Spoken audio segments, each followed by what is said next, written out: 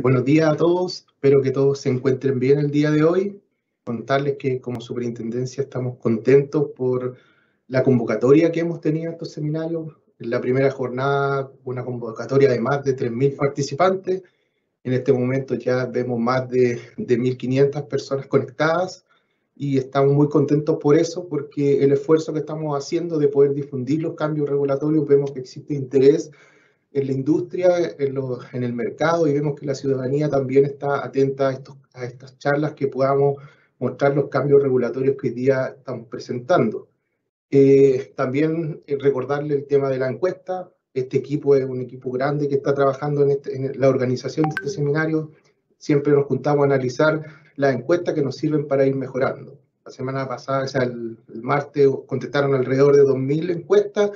Y estamos contentos que sobre el 99% de la encuesta indica que lo que estamos haciendo está bien, cumple con la expectativa y nos motiva a seguir cada vez ir mejorando. El día de hoy nos toca presentar tres pliegos. El primero, el que me toca presentar en este momento, es el pliego de sistemas conductores, materiales y sistemas de canalización. Este pliego normativo se enfoca principalmente, como les comenté en la charla anterior, siempre vamos a encontrar esta presentación donde queremos representar el esquema de una instalación, y lo que se busca representar es dónde está ubicado el pliego normativo en el cual vamos a hablar el día de hoy y su correspondiente capítulo de la norma 4, ¿ya? Para que ustedes sepan la diferencia que existe entre lo que tenemos en la norma 4 y lo que tenemos el día de hoy.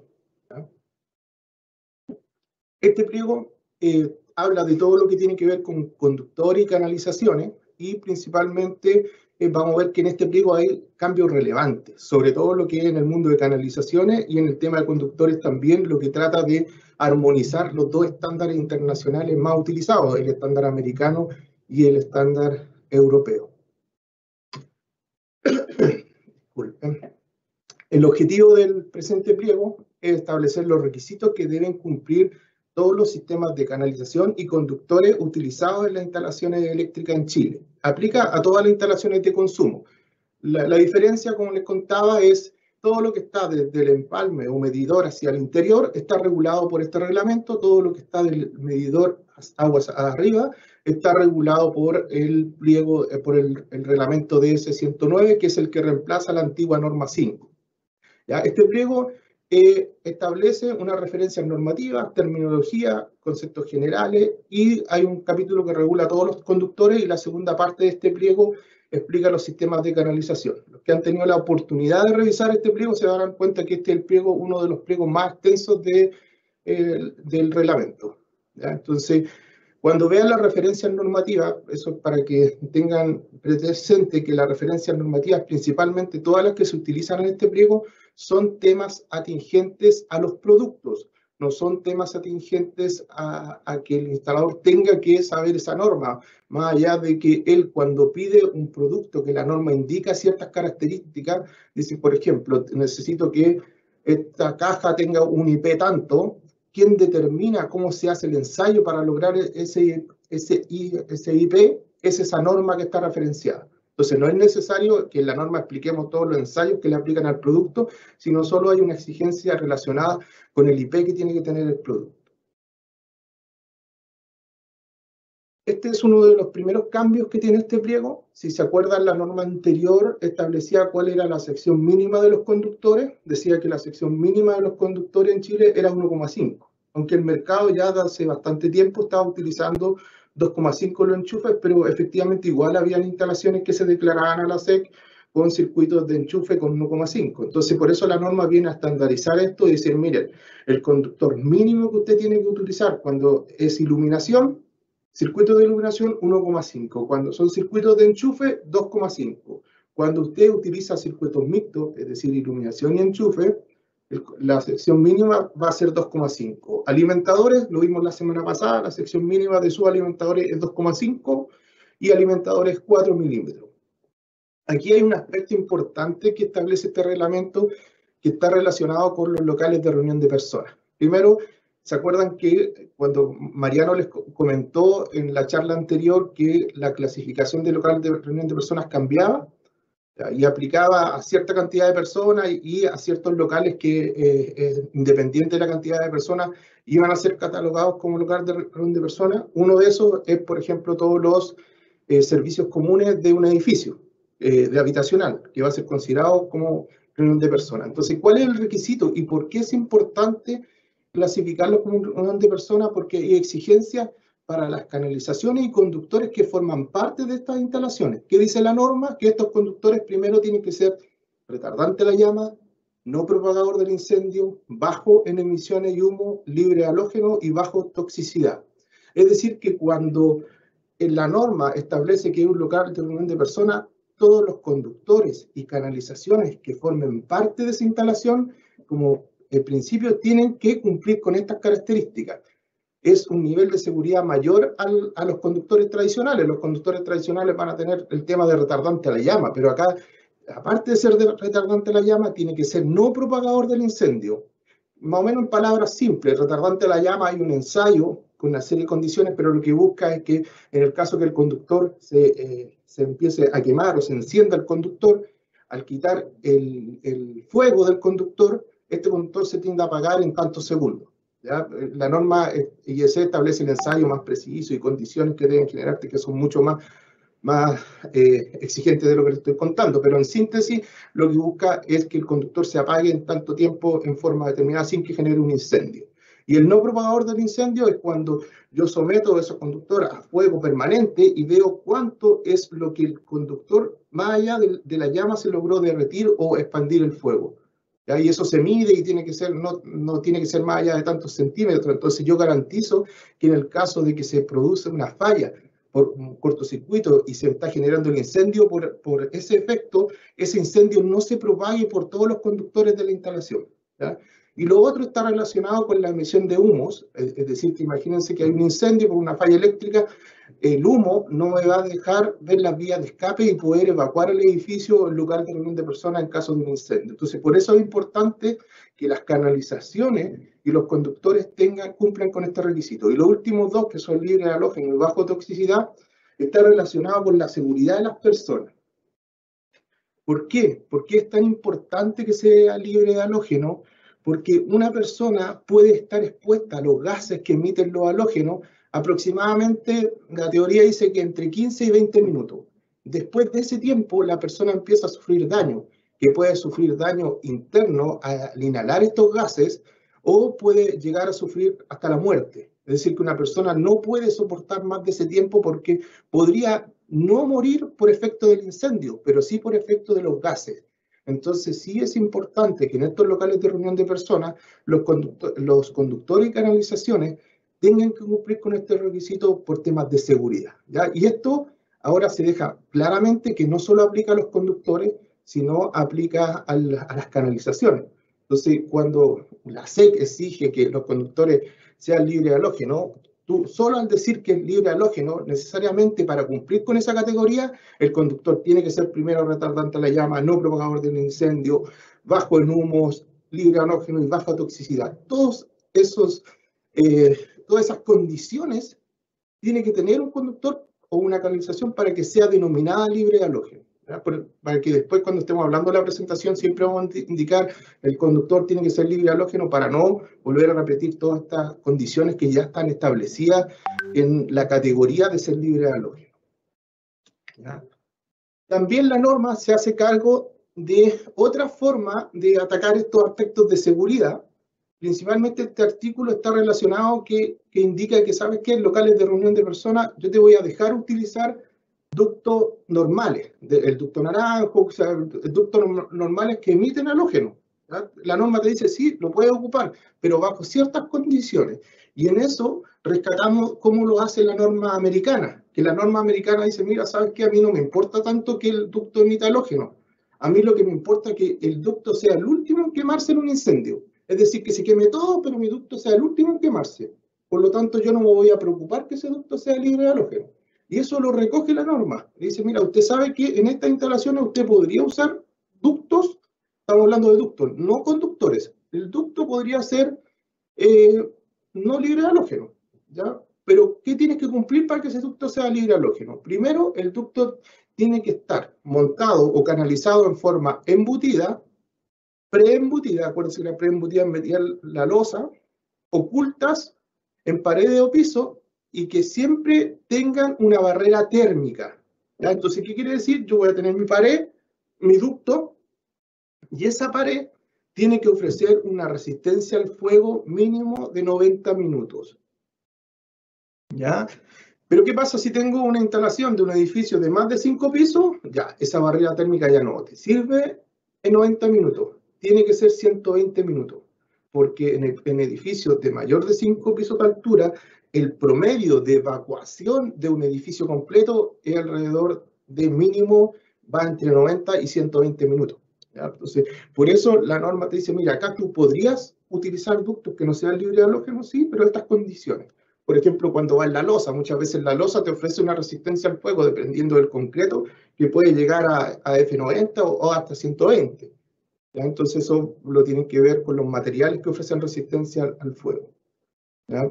También, ¿por qué era necesario esto? Porque en la época que cuando estábamos escribiendo la normativa, en esa época tampoco existía mucha variedad de ductos o canalizaciones de libre halógeno en el mercado chileno. ¿Ya? Hoy día ya no, ya no es tema, hoy día ya hay ductos, canalizaciones, ustedes pueden ir a las distintas tiendas comerciales y van a encontrar canalizaciones libre halógeno. ¿Ya? No es tan masivo, pero cada vez se va a hacer más masivo. Pero por el que no tenga acceso lo puede usar este sistema. ¿Pero qué dice la norma? ¿Dónde lo puedo ocupar? Solo en circuitos finales. No lo puedo ocupar en alimentadores, ni en subalimentadores, ni tampoco lo puedo ocupar en circuitos de emergencia.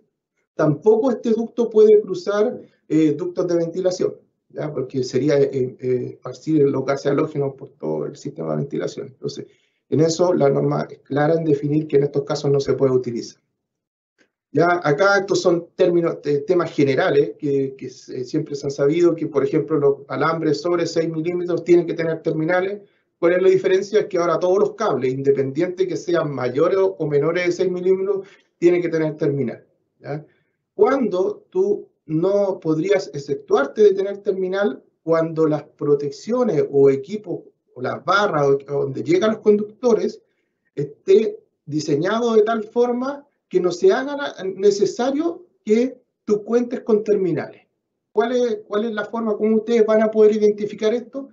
Si ustedes ven la mayoría de las protecciones, uno al introducir el conductor, ¿qué es lo que hace la protección? Tiene un tornillo que aprieta o aprieta de esta forma. Entonces, al apretar el conductor, ¿qué es lo que hace? Deformar la sección del conductor. La deforma porque es la forma en que lo aprieta. Entonces, tú ahí estás obligado a tener terminales. Pero hay hoy día unas protecciones y otros dispositivos que la forma de apretar, en vez de ser de esta forma, lo hace en forma circular. Entonces, cada vez que tú vas apretando, va haciendo en forma circular. Entonces, ¿qué es lo que hace? Envuelve el conductor y lo va apretando de esta forma. Y nunca deforma la sección del conductor. Entonces, ahí tú está permitido que tú no utilices terminales. Solo en esos casos. ¿Ya? Con respecto a las conexiones y derivaciones, todavía en Chile vamos a mantener el tema de lo que es la famosa cola de ratón. Hoy día internacionalmente en otros países no se utiliza este sistema. Hoy día se utilizan, por ejemplo, unas borneras de conexión, pero sin embargo creemos que todavía no es el tiempo de pasar a esos sistemas de conexión porque se requiere un estudio y un análisis más profundo, ya que tú al tener esos otros sistemas de conexión también vas generando puntos calientes por si tú no, por ejemplo, ese tipo de conexiones no tienen los aprietes suficientes, puede generar que esos conductores en el tiempo se suelten y generen puntos calientes. Hay que entender que la realidad de Chile y de los países latinoamericanos son que no se existe, que el mantenimiento de los propietarios no es un mantenimiento podríamos decirle adecuado, porque no hay una preocupación. Muchos piensan que la instalación eléctrica se construye y es eterna, ¿ya? Entonces, realmente eso no es así. Yo debería verificar mis instalaciones, reapretar mis protecciones, porque los puntos calientes y fallas de las instalaciones, la mayor parte de ellas se genera por puntos calientes de una instalación, ¿ya? Entonces, si nosotros generamos condiciones de ese tipo, vamos a generar que posiblemente aumente la cantidad de incendios por mala mantención de las instalaciones.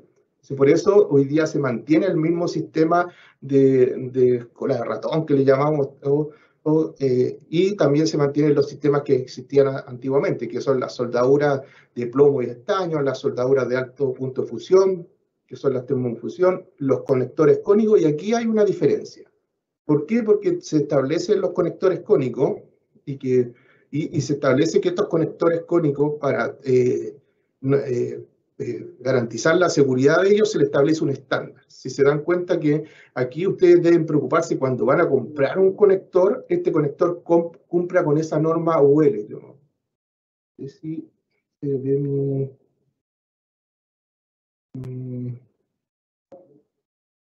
aquí está. Aquí está la norma UL. Esa es la norma UL cuando yo voy a comprar los conectores. ¿Qué es lo que nos pasaba a nosotros? A veces íbamos a fiscalizar instalaciones y les pedíamos que abrieran la caja de derivación para revisar las conexiones, y estos conectores se caían solos. Algunos bastaba que los mirara y se soltaba el conector. Entonces, hay conectores de diferentes calidades, por lo tanto era necesario establecer una norma de fabricación para identificar cuáles son los conductores que te van a garantizar que va a durar lo que dura la vida útil de la instalación, y no terminar generando problemas. Entonces, en los conectores tú tienes que ser capaz de pescar la unión, tirar el conector, y el conector por ningún motivo se puede salir. Entonces, esto es lo que viene a ratificar. Usted puede usar conectores, pero tiene que cumplir con una cierta calidad. Con respecto a los terminales de alta presión, se establecen también requisitos que deben cumplir estos terminales. Todavía estamos en la parte general del pliego, después vamos a entrar a analizar lo que es específicamente conductores y canalizaciones. Con respecto a las cajas de derivación, se establecen que todas las cajas tienen que ser de material no propagador a la llama, y se establece que las cajas de derivación que se utilizan en locales de reunión de personas también tienen que ser libres de halógeno. Y también algo importante, que la caja no se puede utilizar más del 50% de utilización de las cajas, ¿ya? Y lo otro es que las cajas siempre tienen que, las canalizaciones en general, siempre tienen que utilizarse todos los accesorios establecidos por el fabricante. ¿Qué quiere decir esto? Que, por ejemplo, si usted tiene una caja de derivación, no puede llegar con la caja de derivación sin usar los terminales. La norma obliga a que se use la canalización en su conjunto, con todos los accesorios. Por lo tanto, yo debo preocuparme que las cajas que voy a utilizar, también el ducto que llega a la caja, tiene que tener los terminales adecuados. No puedo llegar con el ducto sin colocar ningún terminal, porque finalmente el ducto termina generando daño a la larga en la aislación del conductor. Entonces, esos temas están prohibidos, se tienen que usar las canalizaciones con todos sus accesorios. Con respecto a un tema que siempre existió en la norma, que en los ductos cerrados solo se pueden llevar circuitos pertenecientes a un mismo circuito. Entonces, ¿qué es lo que cambia acá? Que aparece una condición adicional. Dice, oye, cuando uses bandeja, escalerilla, eso es obvio, que puede usar cualquier tipo puede usar más circuitos en ese tipo de canalizaciones, en las canaletas también, pero lo importante es lo que está acá, es que en aplicaciones domóticas sí se podría llegar a utilizar circuitos, por ejemplo, de comunicación en un ducto. Para eso hay que cumplir con el pliego de instalaciones domóticas, donde dice que tú lo puedes utilizar. ¿Cuál era el problema que existía en la domótica? Es que muchas veces la domótica es cuando tú tienes inteligencia, por ejemplo, o control inteligente en la iluminación, o en los distintos circuitos. Entonces, para eso necesitas muchas señales de comunicación o señales de dispositivos de control. Y esos dispositivos de control necesitan comunicación, y esa comunicación muchas veces tú querías aplicar domótica en una instalación existente y tienes solo el ducto que está. Por lo tanto, no podrías tirar otro ducto para el tema de comunicación, y eso hacía imposible que se desarrollara la domótica.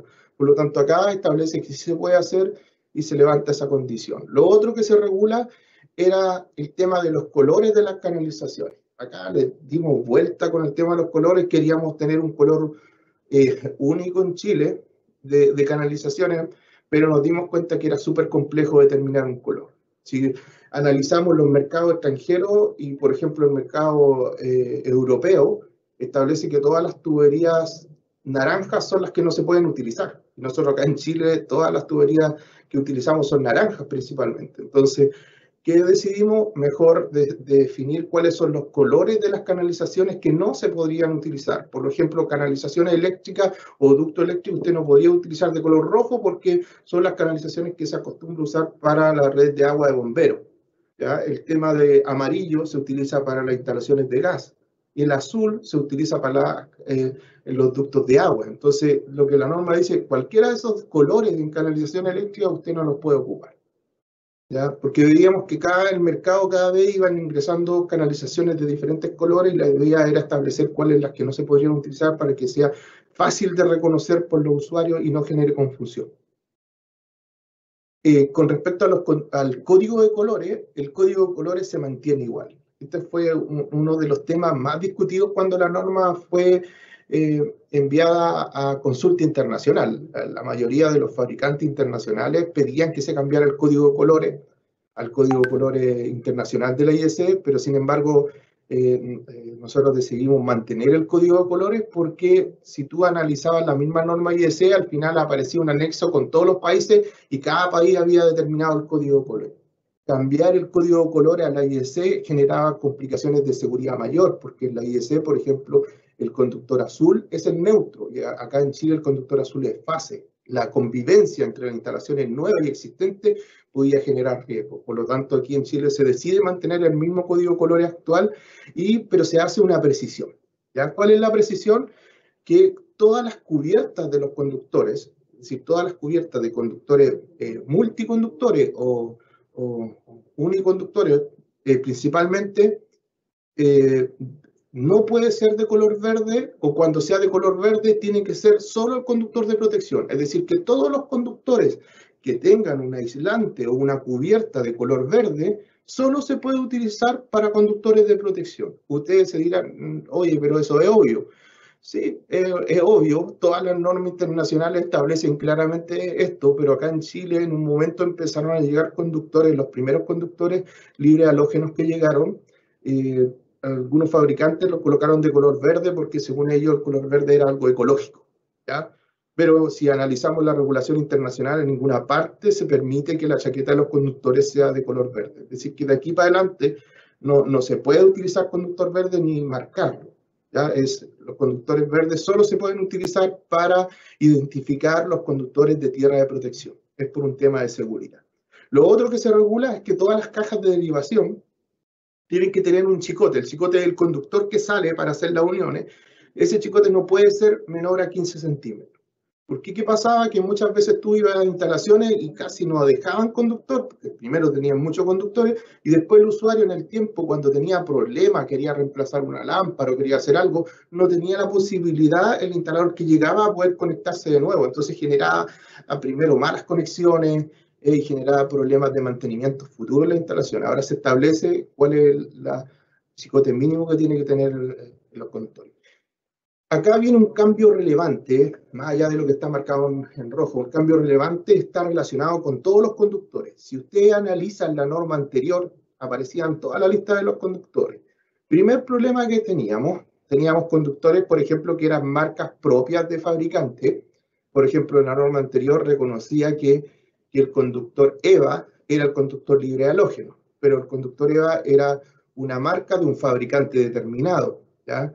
Más que criticar por qué se hizo, hay que entender que en el momento que se hizo esa norma, no existía el estándar libre de halógeno y se decidió por el estándar que existía en el mercado nacional nomás. Pero para evitar esos problemas, lo que hace hoy día el tema de los conductores es establecer una tabla de todos los conductores que se pueden utilizar en instalaciones interiores de consumo, y lo primero que hace es identificarlos de acuerdo a la codificación internacional. Por lo tanto, usted puede comprar un conductor en cualquier parte del mundo, ¿no? Y ese conductor lo puede utilizar en Chile. Por ejemplo, acá están los casos de los conductores NIA, NIA, que todos conocen, el Super NIA, todos son los que están acá, ¿ya? Pero ese es el nombre técnico y el código internacional de que cualquier fabricante en el mundo te va a fabricar ese conductor cuando tú lo pidas por ese código. Entonces, también que se agregan conductores nuevos. Por ejemplo, ¿qué conductor? Nosotros tenemos el conductor acá en Chile, el RZ1, que es el conductor libre de halógeno, que es el estándar que hoy día se utiliza, pero se agrega otro conductor libre de halógeno, que son estas denominaciones que están acá, pero la norma dice claramente que son conductores, estos conductores libres de halógeno se pueden ocupar en todos los lugares de reunión de personas, pero no se pueden utilizar como alimentadores ni subalimentadores. Y ustedes se preguntarán, ¿por qué no? Porque uno de los requisitos para los alimentadores es que tengan 2 cubiertas de aislamiento, es decir, tengan una chaqueta exterior. Este conductor, como no tiene chaqueta exterior, solo puede ser utilizado, es decir, porque sus características constructivas solo puede ser utilizado en circuitos finales y no en alimentadores. Con respecto a la misma tabla de los conductores, es el RZ1, que está acá. Existe el RZ1, RZ1K, son los conductores tradicionalmente libres de halógeno que se utilizan en alimentadores, principalmente y en todos los temas industriales. Se agrega una categoría nueva, que es la que está acá, al RZ1, que es el conductor tradicional, está en la tabla, lo van a ver en forma separada, pero se agrega el RZ1K, entre paréntesis, la categoría AC+. ¿Por qué se agrega esa categoría? Muchas de las personas que les tocó hacer edificios se daban cuenta que antes teníamos una red inerte para bomberos, que sigue estando, eso lo van a ver cuando les expliquen el pliego 8, pero también teníamos, y en esa red inerte se hablaba del conductor de seguridad. ¿Ya? Nosotros analizamos cuál era ese conductor. Era un conductor que tenía que cumplir con una temperatura extremadamente alta, pero empezamos a analizar las normas internacionales y ese conductor no estaba en ninguna parte. Ya después, viendo las características constructivas del conductor, viendo para qué lo que era, ese conductor finalmente se ocupaba para hornos. No era un conductor de seguridad, era un conductor que se ocupaba para hornos. Pero en la época colocaron ese conductor porque pensaron que era el que soportaba más temperatura ante un incendio. Pero ahora sí se agrega la categoría de un conductor que es de alta seguridad, que lo que busca este conductor es mantener la continuidad en caso de incendios. Por eso cambia ese conductor que todos conocen, el aciliconado, que soporta tan alta temperatura, el día cambia ese conductor, y este es el conductor que se tiene que ocupar para todos los sistemas de emergencia. Porque, ¿qué es lo que pasaba anteriormente? Como ese conductor lo único que hacía era soportar más temperatura, pero tú en un incendio necesitas que el sistema de extinción de incendio, detección de incendio, aunque exista llama y se esté quemando, no puede ser que si el conductor se está quemando, deje de operar. ¿Ya? Entonces, para recibir esa categoría más, se hace un ensayo donde está el conductor, se le somete a un fuego directo y después de estar sometido a un fuego directo, se le empieza a pegar al conductor. Empieza a recibir golpes durante todo un tiempo y él tiene que soportar todos esos golpes y soportar el fuego y mantener la continuidad del sistema para garantizar la seguridad del sistema. Imagínense tener un sistema de detección de incendio, oye, se empieza a producir el incendio, pues se me cortó el conductor porque se quemó. No me va a servir de nada mi sistema de detección de incendio. Entonces, para eso se exige esta nueva categoría de los conductores. Julio, van 20 minutos. Ya. Gracias, María Isabel. Con respecto, se agregan también nuevas tablas con las capacidades de los conductores del nudo, que eso no existía, se agrega y que en estas tablas lo que tratamos de agrupar son las secciones milimétricas y AWG, es decir, los estándares americanos y europeos lo tratamos de colocar en una pura tabla y que sea fácil de entender para todos.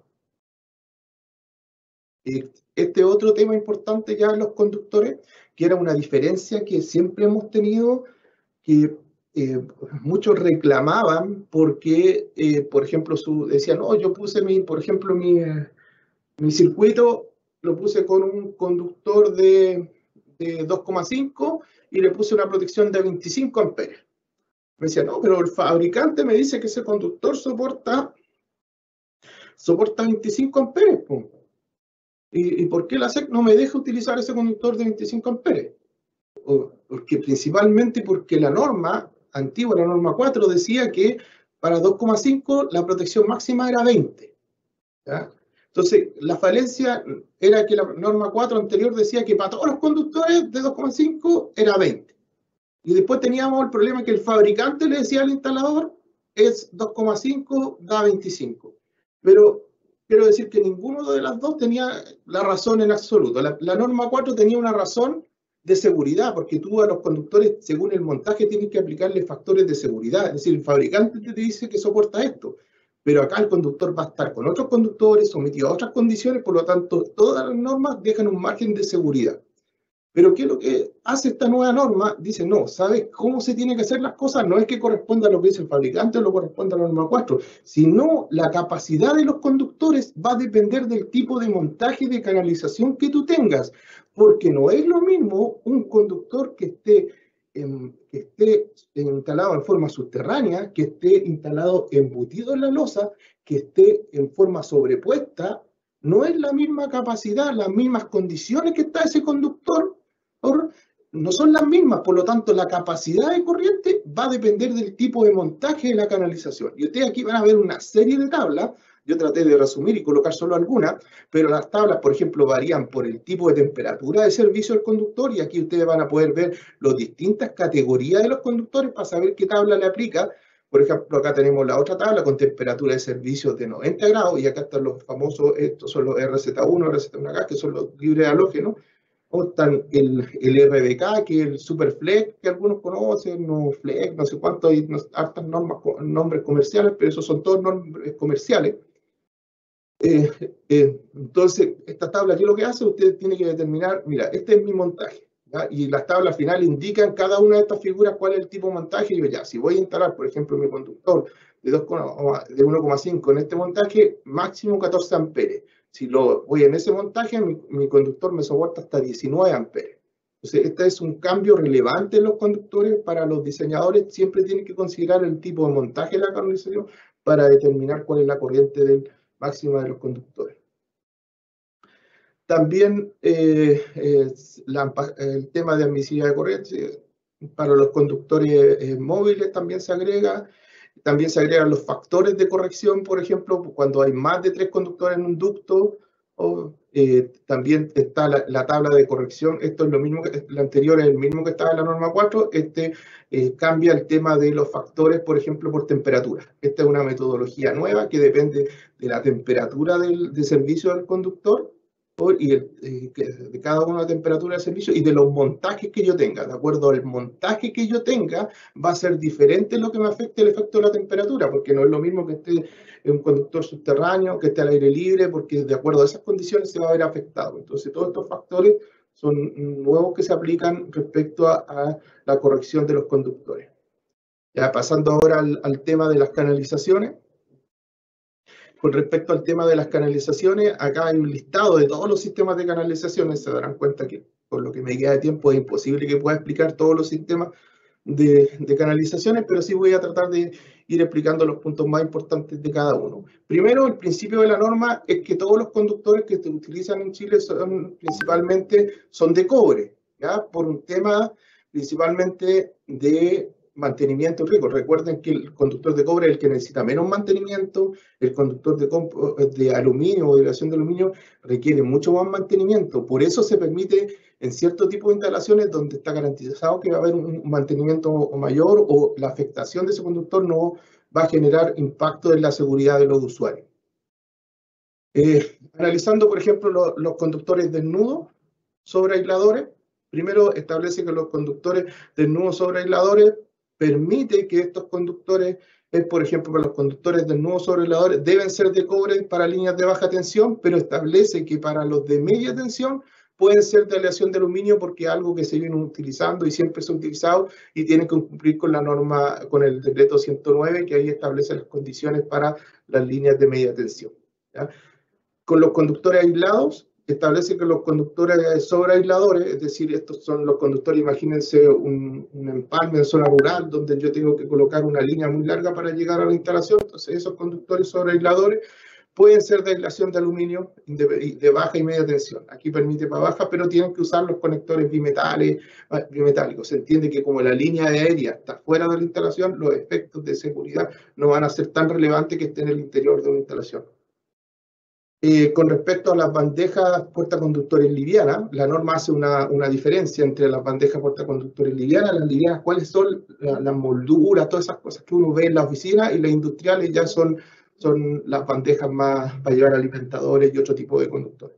se establecen condiciones, cuál es el IK mínimo, cuál es el IP, y todas estas condiciones están establecidas en una tabla que dice, mira, sabes que las molduras tienen que cumplir con este grado de IP y todas estas características técnicas, y cómo compruebo o cómo se hacen las pruebas para garantizar que cumplan con estos requisitos, están basados en esa norma IS. ¿Ya? Por lo tanto, el usuario lo único que tiene que decir, oye, vende una moldura, muéstrame las especificaciones técnicas, estas deberían ser, y el manual del fabricante debería decir que cumple con esa norma IS. ¿Ya? Muchos de estos productos ya cuentan con protocolos de certificación, así que yo lo que tengo que preocuparme es que tenga el código SEC. ¿Ya? Con respecto a las canalizaciones subterráneas, está prohibido utilizar los conductores THHN, todos esos conductores que están acá. ¿Ya? Principalmente, ¿por qué está prohibido?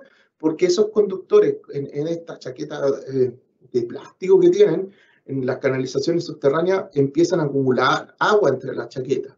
¿Y qué es lo que pasa? Que con el tiempo se producen fallas, pero las fallas no son tan directas y fáciles de encontrar. Por ejemplo, me acuerdo que en un trabajo antiguo que teníamos un problema en alumbrado público, en un lugar donde era céntrico, y se producían fallas en la instalación en la mitad de la noche. Entonces, se revisaba el otro día el sistema, se volvía a dar la energía, oye, todo bien, y después de nuevo fallaban. Cuando se hizo excavaciones y se sacaron los conductores para hacer el análisis, se dio cuenta que estos conductores, como acumulaban agua y en el transcurso de la noche empezaba a producirse la circulación de corriente, ahí se producía la descarga.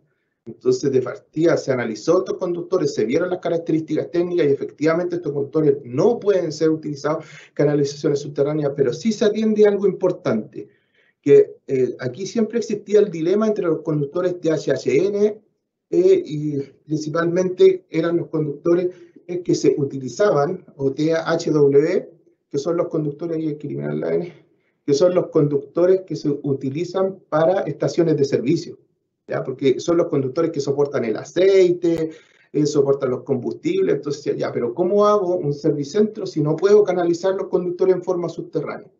Ya, acá dice, sí, efectivamente, en esos casos, usted puede utilizar estos conductores porque en ese tipo de instalaciones usted tiene que garantizar la hermeticidad de esa canalización. ¿Y cómo se hace? Utilizando sellos. En todo ese tipo de canalizaciones, cuando vean las estaciones de servicio, ustedes van a ver que bajo un ducto, se coloca un sello y después ese ducto vuelve a salir de la estación y hay otro sello. Entonces usted garantiza que en esa canalización nunca va a entrar agua. Entonces, en esa estación, en ese tipo de instalación se permite utilizar ese conductor.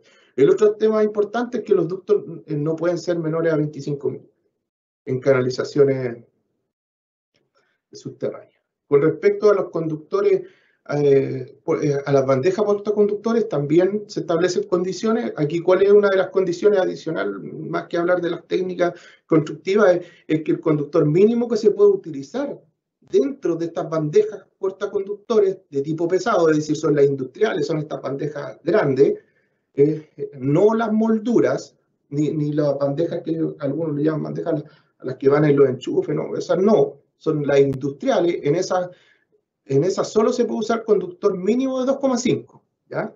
Acuérdense, aunque yo tenga un circuito de iluminación, pero voy a usar esta canalización para llevar estos conductores, ya no me corre el 1,5, sino me corre el 2,5 en todo el trayecto que yo lleve esos conductores por este tipo de canalización. Con respecto a la escalerilla, se reconoce la escalerilla y se establece la norma que deben cumplir, eso no existía. Lo segundo, que en escalerillas, y esto aplica también a bandejas, en todas las escalerillas, bandejas donde yo tenga contacto directo con el conductor, es decir, que no existe una tapa, es decir, que yo veo la bandeja y veo los conductores, y no sé si hay una imagen. En esas yo no tengo una tapa, entonces yo tengo los conductores expuestos directamente a que alguien los pueda tocar, ¿ya? En esa condición se establece que todos los conductores que van en este tipo de canalización tienen que ser conductores que tengan una aislación mínima de 1000 volts. ¿Ya? Ojo con eso, 1000 volts en todas las escalerillas que se utilicen y en todos los canastillos. ¿Ya? Escalerilla y canastillo, el conductor tiene que tener una aislación mínimo de 1000 volts para poder usar ese tipo de canalización. También se establecen los ductos de barras, ¿ya? Se establece que estos ductos de barras primero tienen que cumplir con la condición de que somos un país sísmico y por lo tanto tiene que cumplir con una norma sísmica que es la que está acá. ¿Ya? Todos sus accesorios y condiciones tienen que soportar las vibraciones y soportar que su instalación y su montaje va a cumplir con esta norma sísmica, y se establece que el ducto de barra tiene que cumplir con estas normas, ya sea la norma IEC, si es fabricación europea, o la norma UL, si es fabricación americana. Ya también se establece que el ducto de barra que pase entre muro y muro tiene que tener todas las piezas y sistemas deben estar unidos, debe ser un ducto totalmente cerrado, sin perforaciones ni fabricación, o sea, sin ventilación, y también se establece que tienen que tener una resistencia al fuego mínima de 120. ¿Ya? Con respecto a las tuberías, este es un cambio importante porque para que ustedes, por ejemplo, ¿cómo van a poder saber qué ducto debo seleccionar? Ya, esta es una tabla que aquí quiero que, ojalá que pongan atención, van a encontrar diferentes tablas. ¿Ya? Las tablas abajo van a indicar para qué tipo de conductor. Acuérdense que el conductor, ¿por qué es importante saber el tipo de conductor? Porque el diámetro o el espesor del aislamiento es diferente según el tipo de conductor que yo tenga. Ya se van a dar cuenta que hay conductores que tienen una aislación mucho más, un espesor de aislación mucho más grande que otra. Entonces, por eso depende del tipo de conductor. Si yo tengo uno de estos tipos de conductores, y voy a colocar un conductor, por ejemplo, de 1,5, y yo primero busco acá, en mi tabla, primero busco el conductor, ya, esta es la tabla que me aplica, después busco cuál es la sección de mi conductor, digo, ya, mi conductor, no sé, es de 2,5, después ya, ¿cuántos conductores voy a pasar en mi ducto? No, voy a pasar 3 conductores, ya, entonces yo busco aquí 3 conductores, 2,5, es decir, ¿cuál es el diámetro mínimo de mi ducto? 20 milímetros. Ya, así funciona esta tabla. Según la cantidad de conductores, mínimo 20 milímetros es el diámetro del tubo. Así funcionan todas las tablas. En los casos de que yo tenga más conductores de los que están acá, debo calcularlo aplicando lo que está en la tabla 21. ¿Ya? Y de ahí debo sacar el porcentaje de ocupación. Sería para el caso de más de 3 conductores, o esto aplica cuando tengo conductores de diferentes secciones. ¿Ya? Pero en ningún caso el valor que te dé acá puede ser inferior al valor de lo que está acá. ¿Ya? Con respecto a las tuberías, aquí hay un cambio relevante con las tuberías y en la forma de seleccionar las tuberías. Por ejemplo, nosotros estábamos acostumbrados a tener, ¿se acuerdan las tuberías clase 1, clase 2, los nombres americanos que tenían algunos? Y eso la norma lo reconocía de esa forma, pero realmente la forma en que se probaban las canalizaciones acá en Chile hasta hace un tiempo, los protocolos que existían hasta hace un tiempo, se basaban en una norma que fue una norma para ensayar y probar los ductos de agua. Ya las categorías que existían ahí de la clase 2, todo, venían de pruebas que se hicieron a los ductos de agua, no venía de una norma específica de tubería eléctrica. Sin embargo, hoy día existe internacionalmente hace bastante tiempo una norma y nuestro mercado ya empezó a fabricar desde el año pasado, si no me equivoco, o a fabricar ya estos ductos con estas nuevas clasificaciones. ¿Cuál es el tema? Es que las canalizaciones se pueden ensayar y probar y me van a dar un código, ¿ya? ¿Cómo yo voy a seleccionar esto? La canalización, ¿qué me dice la norma? Que dependiendo del tipo de montaje que yo tenga en mi instalación, va a depender el ducto que yo tenga que utilizar. Por ejemplo, no son los mismos esfuerzos de un ducto que está a la vista, que yo le puedo pegar o golpear, o un ducto que está oculto en paredes, tampoco es lo mismo las condiciones si yo tengo un ducto que voy a embutir en la losa, que voy a colocar el ducto y después le va a caer la losa encima, o el concreto encima, por lo tanto ese conductor me tiene que ser capaz de soportar eso y no deformarse, por lo tanto según las condiciones de montaje que yo tenga en mi ducto, va a ser la canalización que puedo ocupar. ¿Ya? ¿Y qué es lo que... Julio, por favor, máximo 3 minutos. Ya. Gracias. Me queda súper poco. ¿Ya? Con respecto a esto, es súper importante definir el código que se va a utilizar. ¿Ya? Entonces, la norma, ¿qué es lo que establece? Unas características por cada tipo de montaje aparece esta tabla. ¿Ya? ¿Y cómo se usa? ¿Ya? Ustedes van a ver, por ejemplo, estas son tuberías embutidas o ocultas en pared y techo. Entonces, ¿qué es lo que yo voy a hacer? Primero, tengo que fijarme que ese es el código que yo voy a encontrar en las tuberías. ¿Ya? Entonces, ¿qué es lo que me quiere? Yo voy a la tubería, esta es una imagen de una tubería certificada, que se vende acá en Chile. Entonces, yo voy a la tubería y ¿qué es lo que voy a ver? Ya, mi primer código me pide máximo, mínimo un 3, ¿ya? Ya, cumplo. Mi segundo código me pide 3. Ah, este tiene 4. Es más exigente de lo que pide la norma, por lo tanto cumple. Mi segundo código es un 2, cumple. Mi tercer código es un 2. Entonces yo, si voy a instalar canalizaciones embutidas, ocultas, tengo que preocuparme de que ver en la tubería que voy a comprar y saber este código. ¿Ya? Después, por ejemplo, acá hay otro ejemplo de otra tubería. Y acá hay un ejemplo que no cumple. ¿Por qué? Porque el primer código es un 3 y este tiene un 2. Aunque todos los demás cumplan, con uno que no cumpla ya no cumple con el requisito que está en la norma. Ya, acuérdense que puede ser, tiene que ser igual o inferior a este código, pero no puede ser, o sea, igual o superior a ese código, pero no puede ser inferior. Ya, con respecto a las canalizaciones subterráneas, ¿cuál es la diferencia? Que si ustedes van a querer buscar el código y acá existe otra forma de clasificar. ¿Por qué? Porque los ensayos principalmente para las canalizaciones subterráneas son distintas, donde ¿qué es lo más importante para la canalización subterránea? El ensayo que se hace para la compresión.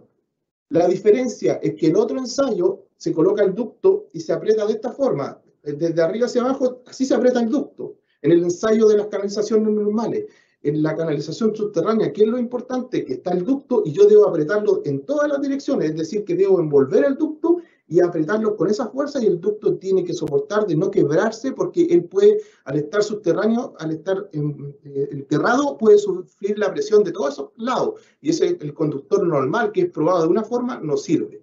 Tiene que ser un conductor que sirva. ¿Y cómo lo puedo identificar este conductor? Porque no tengo código. Aquí hay un ejemplo. Por ejemplo, les va a aparecer lo que está acá. El nivel de resistencia a compresión aparece en el ducto. Aparece que dice que ducto subterráneo. Y aparece que no es no propagadora a la llama porque acá hay conductores, estos principalmente son no propagadores a la llama. Dice que hay cierto tipo de canalizaciones nuevas, que son estas canalizaciones, se me olvida el nombre, pero que pueden ser enterradas, que son como unos corrugados que se instalan en la tierra y eso, algunos no son propagadores de la llama, que dicen las normas americanas, europeas, que cuando está enterrado el ducto no es relevante que sea no propagador a la llama. Pues se puede dar en esas condiciones de esos tipos de ductos, pero tiene que estar en todo su trayecto enterrado. No puede haber este ducto si llega a ser no propagador. Pero la mayoría son no propagadores. Entonces eso siempre tengo que preocuparme. Y con respecto a esto, también tiene su propia tabla, porque se va a dar cuenta que acá que el diámetro inferior de la tubería es 25 milímetros. Acuérdense que ya dijimos que cualquier canalización, no importa que yo tenga un conductor, no puede ser menor a 25 milímetros.